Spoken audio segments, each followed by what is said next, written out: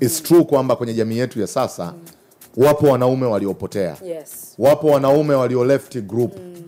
Kwa hiyo turudi kwenye misingi yetu ya utamaduni wa kwetu na namna ambavyo jamii imegawanyisha majukumu ya mwanaume na mwanamke kwenye jamii yetu. Tuendeni tukamrudishe huyu mwanaume aliye left group arudi kwenye vikao vya kiumeni. Yes, nafikiri hapa ndiko ambako kuna shida. Kuna shida. Kuna namna ambavyo tumetengeneza kizazi cha mwanaume ambaye hajui majukumu yake ya Kiafrika. Tumemtengeneza mwanaume ambaye ametoka kwenye vikao vya wanaume. Ndio maana kuna muda and this is just for good. Kuna kitu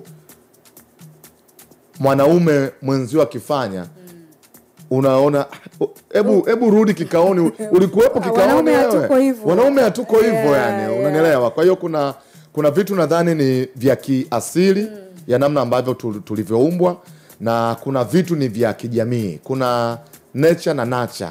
Kuna namna ambavyo jamii inamshepu huyu mwanaume na kumbebesha majukumu yake na kumtengenezea utamaduni wake. Ndio maana ukifanya cha tofauti tunaona hatuko hivyo. Wewe kwenye grupu lile ukusoma post iliyopita yani. Unaona? Au kwenye kikao. Yes, kwa hiyo unasinzia kwenye kikao. Kwa hiyo nafikiri wanaume walio left group huu ndio muda wa kurudi sasa. Ni kuwarudisha tu hawa.